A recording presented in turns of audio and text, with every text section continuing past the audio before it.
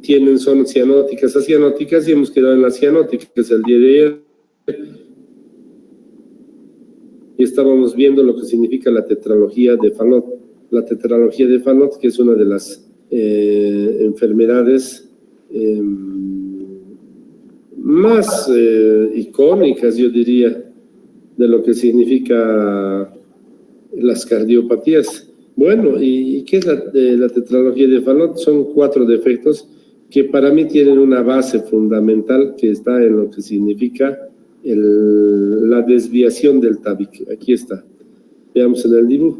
El tabique está mal alineado, no está recto, mira, así debería ser recto.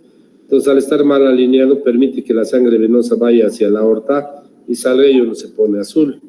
Bueno, esa es una de las características de la tetralogía de Fallot. Entonces, vean, esa es una de las que se llama acabalgamiento aórtico, comunicación interventricular con tabique mal alineado, cabalgamiento aórtico, lo que significa estenosis de la pulmonar, y al haber una estenosis de la pulmonar, una hipertrofia secundaria del ventrículo derecho. Bueno, estábamos viendo la otra patología, la transposición de grandes arterias o grandes vasos, donde la aorta nace del ventrículo derecho y la pulmonar sale del izquierdo. Bueno, y les decía, hay 2 soluciones, una la fisiológica, que es cambiar lo que significa el sentido del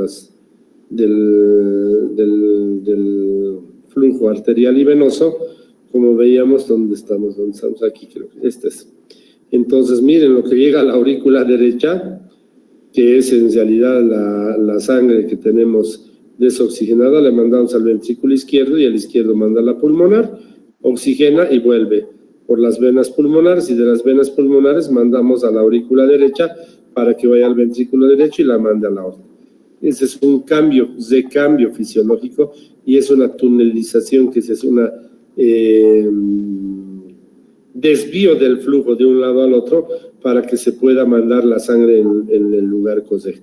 La cirugía definitiva, esta es fisiológica y es la anatómica, es la parte de lo que significa la cirugía de Yatene, que es en realidad el intercambio de lo que significa cortamos la aorta y la pulmonar y las cambiamos. Esta la insertamos aquí y esta la insertamos aquí, pero ¿cuál es el problema? Que miren, las coronarias nacen pues del ventrículo derecho, entonces hay que hacer el recambio de las coronarias. Las coronarias hay que cambiarlas del ventrículo derecho, que salían por la pulmona, por la aorta antigua que estaba en ese, tenemos que cambiarla aquí a lo que significa la nueva aorta, que estaría en su lugar correcto. Bueno, eso hemos visto el día de ayer, y vamos a ver otro tipo de cardiopatías. Veamos la anomalía de Epstein. La anomalía de Epstein es una anomalía, miren, no sé si llamarle pues ventrículo pequeño o no ventrículo pequeño, no sé si llamarle pues o caracterizarle, decirle no, la aurícula es muy grande o el ventrículo es pequeño. Yo pienso que en realidad la deformación de la enfermedad de Epstein que estamos viendo en este momento, y prefiero mostrarles primero en lo que significa el dibujo. Miren, ¿qué es lo que pasa? La implantación baja de lo que es la válvula auriculoventricular o tricúspide, me parece que no está colocada en un lugar adecuado, y entonces es lo que pasa, y no podemos nosotros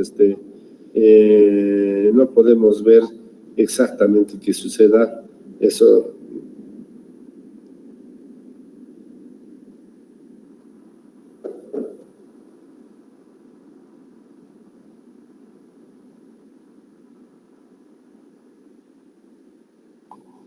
entonces, eso es lo que sucede y eso es lo que tenemos ahorita, ¿no? Entonces,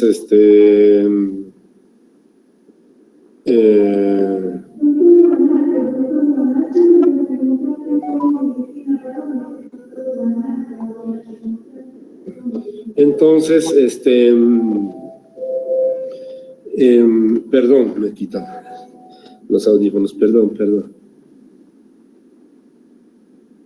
Entonces,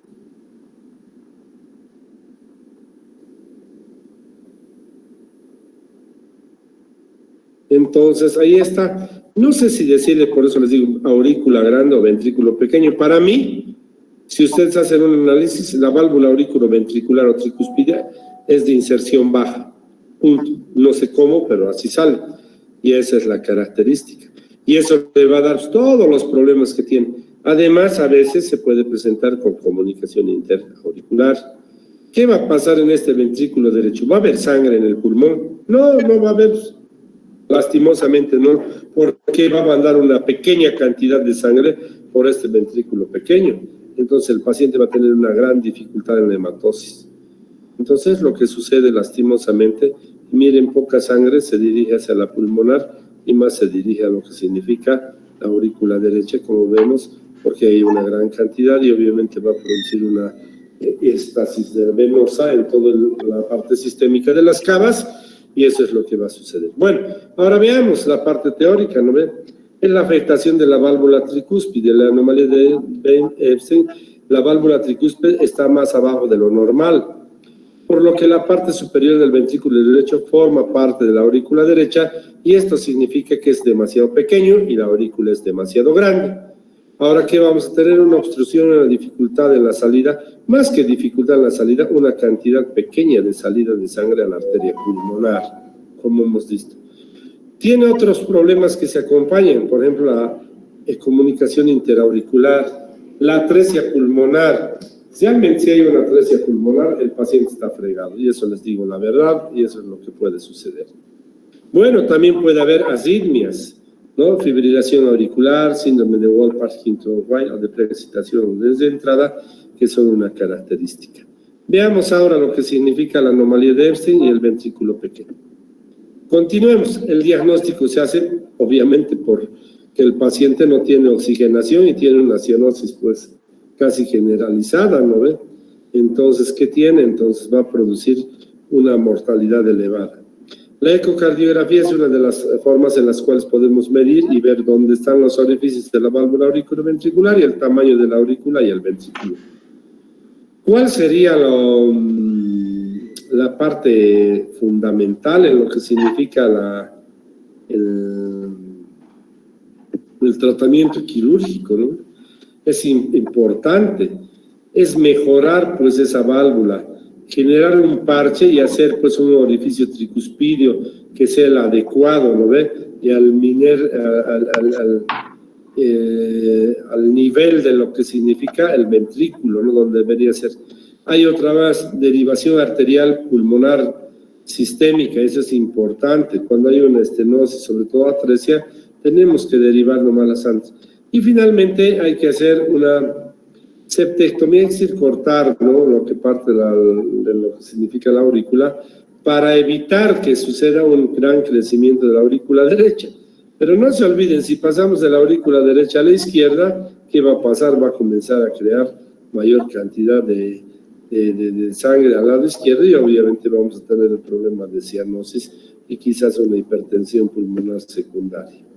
Bueno, veamos otras patologías, como vamos a ver la coartación de la aorta.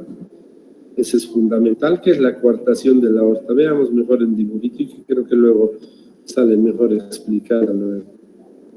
¿Qué es la coartación de la aorta? Aquí está. Si ustedes ven, es un estrechamiento de la aorta.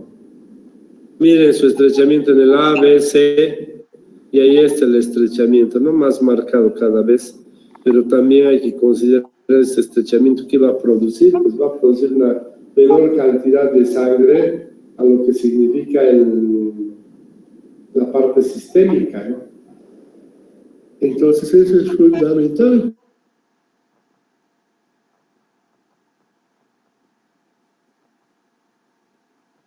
Y hay que hacer el tratamiento anastomía. Ahí tenemos lo que significa la parte de la coartación de la aorta. ¿Qué es la coartación de la aorta? Es una de las cardiopatías congénitas frecuentes. Es interesante, ¿no? No se olviden, pues, qué va a suceder por una coartación de la aorta, como veíamos.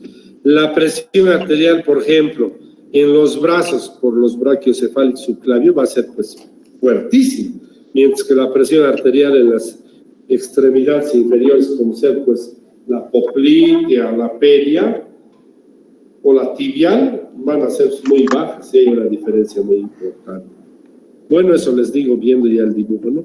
Pero veamos, no es un trastorno que puede manifestarse de diferentes formas, puede ser una coartación pequeña, muy estenótica, etcétera. Pero también hay que ver dónde es la coartación, porque la coartación puede ser a nivel del inicio de la aorta, ¿no? Entonces, como ven aquí al inicio, puede ser en la parte media, puede ser, perdón, al inicio, les decía aquí, en la parte ascendente, puede ser en el callado, puede ser en la descendente. Esa es la coartación dependiendo dónde sea. Entonces ahí vamos a tener la alteración a nivel del lugar donde se encuentra el estrechamiento. Bueno,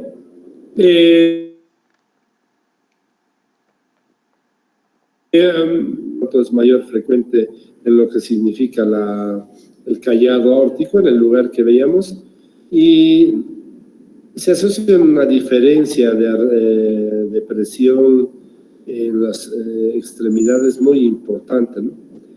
Y vamos a ver que sobre todo en la parte inferior de nuestro organismo es más apreciable. Bueno, veamos. El flujo sanguíneo sistémico depende del conducto arterioso. ¿Y qué es lo que va a pasar? Quizás el conducto arterioso, no sé si es de por la coartación. ¿Qué va a suceder? Pues va a haber un reflujo, si ustedes quieren, hacia la parte pulmonar, y hay que dar una característica de que la presión va a tratar de sustentarse, si ustedes quieren. Bueno, entonces la prostaglandina 1 es importante para mantener el ductus y que ayuda a lo que significa la derivación de la sangre. Bueno, las coartaciones ductales o yuxtaductales en la parte de la ascendente pueden ser distales a la parte del istmo aórtico llamado que es en el callado, o puede haber también en el mismo callado, como hemos visto. La coartación de la aorta se asocia generalmente a problemas cardíacos, y eso es claro. ¿Por qué? Porque va a impedir el paso de sangre de una manera adecuada, y obviamente hay que ver, puede haber algunas alteraciones. Importante, el gradiente que existe de presión entre las arterias del miembro superior con las arterias de los miembros inferiores, lo que les decía, las variaciones son muy grandes. Bueno, ahí tenemos lo que significa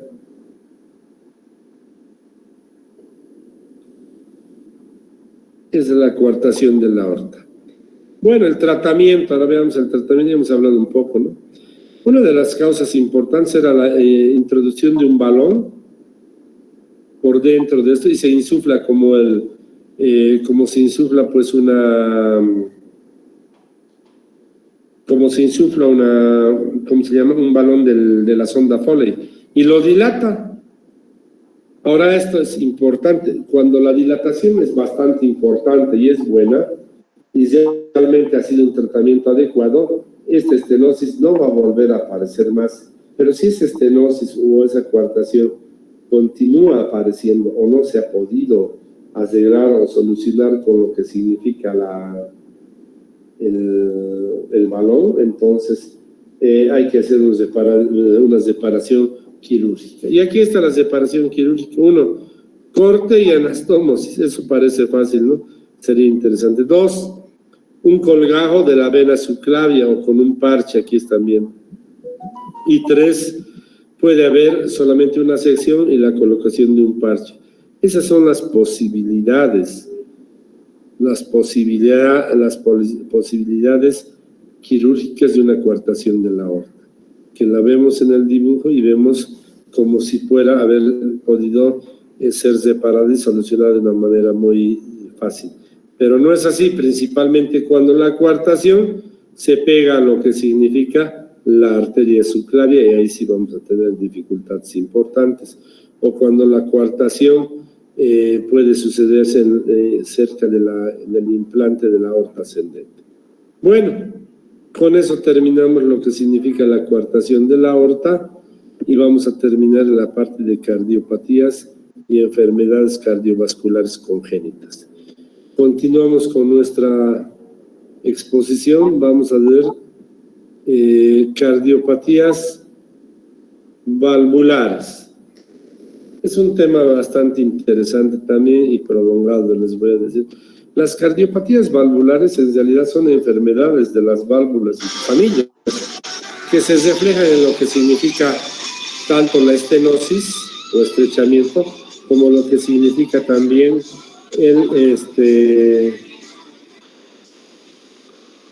con lo que significa también. Un minutito, por favor.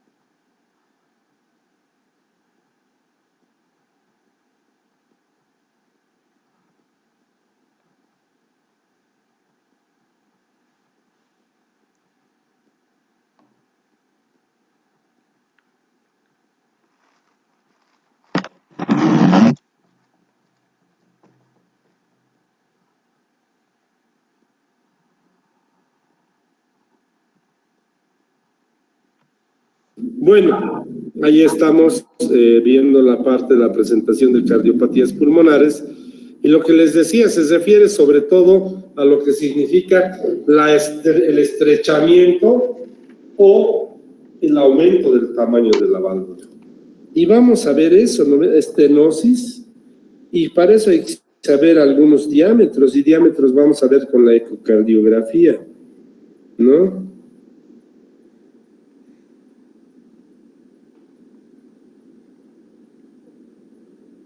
Entonces, eso es lo que hay que hacer.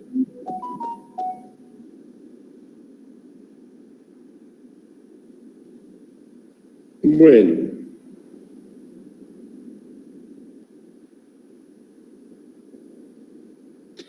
Bueno, ahí están las cardiopatías. Vamos a ver las más importantes, como les decía, estenóticas o insuficientes, ¿no? Es decir, que no cierran el orificio. Y generalmente una de las patologías más clásicas que produce la estenosis o produce lo que significa la, ¿cómo se llama? La insuficiencia es la fiebre reumática, que vamos a ver luego. Bueno, entonces es cuando afecta a lo que significa las válvulas y hemos visto que se produce estenosis o insuficiencias o lo que se llama un paso anómalo sin cese. Bueno, estos cambios han podido ser pues identificados principalmente por lo que significan los estudios ya de la alta especialidad de cardiología, y se ha visto pues que las infecciones estreptocócicas de las faringoamigdalitis producen pues una fiebre reumática y un anidamiento en lo que significa las válvulas, y obviamente va producido ya sea su estenosis o lo que significa la insuficiencia. Veamos. Hay que ver las válvulas tricúspide, la derecha, mitral la izquierda, y las aórtica y pulmonar que estamos viendo, la aórtica y la pulmonar. Miren, las valvas de la aórtica y la pulmonar son 3, de la tricúspide 3 y de la mitral solo 2, y nace del ventrículo izquierdo. Y lo que veíamos, puede haber una estenosis o una insuficiencia, es lo que puede producirse. Bueno, sigamos avanzando. Aquí tenemos las consideraciones diagnósticas. Todo paciente tiene que tener un buen examen físico, que es una anamnesis y una exploración física adecuada. Algo importante, la ecocardiografía transtorácica o la normal que se hace de superficie, o la transesofágica. Eso quiero decir, y les anticipaba. Es importante eso, ¿no? Ahora ya con el advenimiento del intervencionismo cardíaco, y eso les digo muy importante, sobre todo en hospitales como el mío, hay algunos hospitales privados, se está haciendo, ¿no? Y clínicas privadas, un intervencionismo muy interesante que sirve para la identificación, porque tenemos en las puntas de los catéteres sensores que nos permiten identificar. Pero sigo yo basado en la ecocardiografía transtorácica como el elemento fundamental, y la transesofágica para otras que vamos a ver que son complementarias. Hablemos primero de la válvula mitral, y es principal esto, ver el área de la válvula normal de 4 a 6 centímetros cuadrados, es lo que les identifica la ecocardiografía. Estenosis de menos de 2 es moderada y grave de menos de 1. Menos de 4 obviamente es la estenosis leve. Ahí tenemos la estenosis de la válvula mitral, y ahora vamos a ver, generalmente es la fiebre reumática, más en mujeres y sobre todo aparece después de la adolescencia.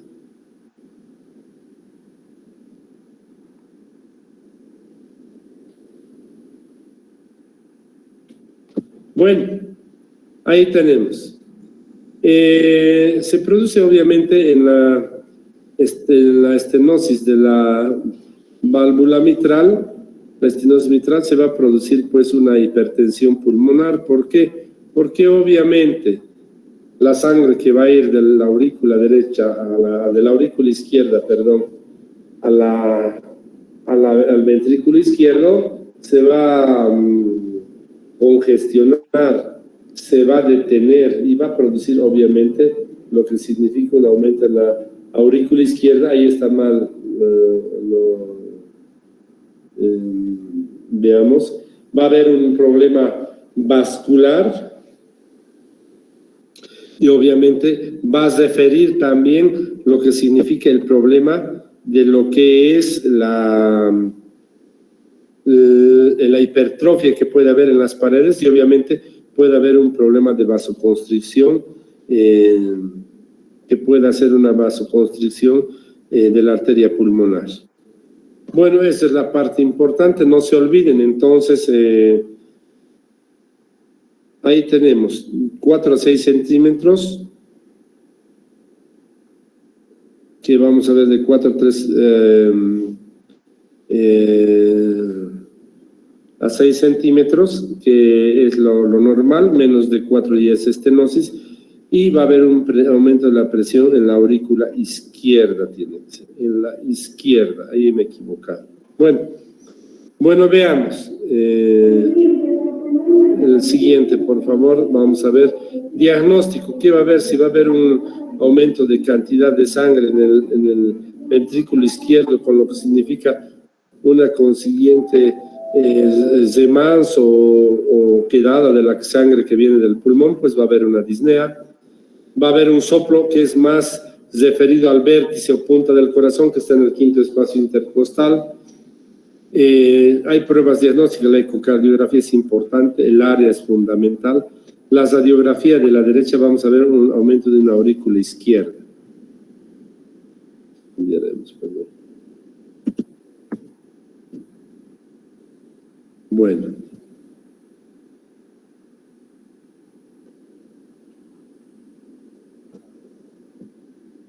Bueno, sigamos.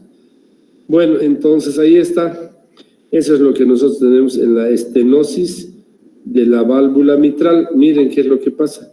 Se vuelve más chiquitito y no puede salir la sangre de la aurícula izquierda. ¿Cuál sería el tratamiento? Lo mismo que les dije. Valvuloplastía con balón.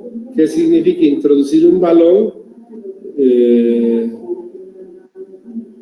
y dilatar. Pero estas dilataciones, les reitero, que no son pues adecuadas. Estas dilataciones no son adecuadas, y obviamente estas dilataciones, si tienen que hacerse 3, 4, 5 veces al año, lo más aconsejable es hacer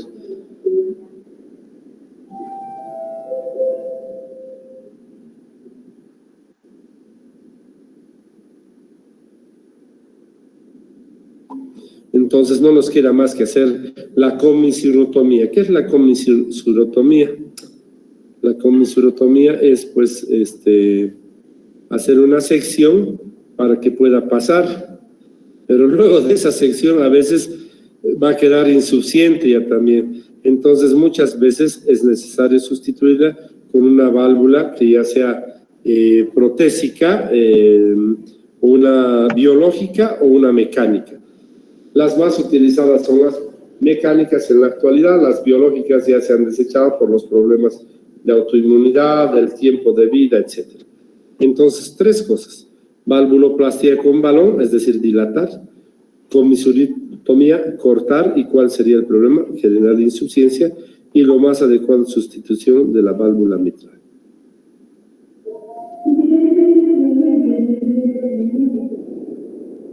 Bueno, veamos evolución natural. Cuando es pequeña, generalmente es asintomático.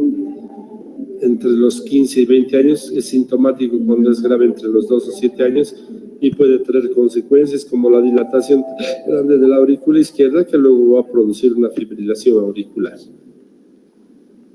Hablaremos del opuesto, insuficiencia mitral. ¿Qué significa la insuficiencia mitral? La insuficiencia mitral es el paso de sangre o el reflujo de sangre, como están viendo. Pasa la sangre al ventrículo y cuando bombea el ventrículo se vuelve a la aurícula. Y eso es lo que sucede. ¿Qué es lo que se produce o quién produce esto? Generalmente es la fiebre reumática, es lo que produce esta enfermedad, igual que el otro. ¿Qué va a producir? Una retracción y una deformidad. ¿Qué va a producirse? El paso de salida de la aurícula al ventrículo es adecuado, pero cuando el ventrículo se contrae, la válvula no contiene y vuelve a volver a lo que significa la aurícula izquierda. Bueno, entonces esto va a seguir una retroalimentación positiva, produciendo una sobrecarga en realidad de volumen en lo que significa la cantidad de sangre que va sobre todo a la aurícula izquierda, dilatación de la aurícula izquierda con hipertrofia del ventrículo izquierdo y aumento de la presión en la aurícula izquierda con una hipertensión pulmonar secundaria. Eso es lo importante. El diagnóstico son disnea, disnea simple, disnea al ejercicio y poca tolerancia al ejercicio. La insuficiencia mitral se ausculta con un soplo holosistótico en la punta del corazón irradiado hacia la axila. La característica de la estenosis mitral es solamente irradiado hacia la punta del corazón al quinto espacio. Bueno, las pruebas diagnósticas son el electrocardiograma, radiografía de tórax y la ecocardiografía que nos va a mostrar el reflujo de la aurícula izquierda. Ahora aquí un punto importante, les hablaba al empezar la clase, la ecocardiografía transesofágica es importante en esta patología para identificarla y es mucho más sensible. Veamos qué es lo que va a haber. Va a haber cardiomegalia, un aumento de la aurícula izquierda y una hipertensión pulmonar, además una hipertrofia del ventrículo izquierdo. Bueno, a ver, veamos. Ahí está, evolución natural. Veíamos en el otro que los síntomas variaban de acuerdo a la edad y sobre todo a la estenosis. Aquí vamos a ver que depende de la causa, obviamente, de lo que es la fiebre reumática, el volumen de la regurgitación y la disfunción del ventrículo izquierdo. No se olviden que ese ventrículo izquierdo se va a ir cansando de a poco y obviamente va a producir hasta una insuficiencia posteriormente. La supervivencia en 80% a los 5 años en pacientes graves y supervivencia 60% en los 10 años. ¿Qué quiere decir? Que un 40% de los niños a los 10 años puede fallecer. Por lo tanto, el tratamiento es fundamental y veíamos que la mortalidad no es más importante que en el otro lado. ¿Cuál es el tratamiento médico? Definitivamente la separación quirúrgica es la importante, con prótesis, como he dicho, mecánicas o bioprotésicas. Generalmente se hacía de duramadre o de cerdos, ¿no? En la actualidad ya solo son las mecánicas prácticamente. También se puede dar diuréticos e inhibidores de la enzima de angiotensina para disminuir la hipertensión. Bueno, con eso vamos a ir a la válvula aórtica y la estenosis aórtica, pero esto lo vamos a dejar para la próxima clase. El día de mañana nos vemos, distinguidos estudiantes, y vamos a estar presentes para dar la clase. Muchísimas gracias y buenas noches a todos, que les vaya bien en su próxima clase. Muchas gracias, doctor. Buenas noches. Buenas noches a todos. Buenas noches. Buenas noches.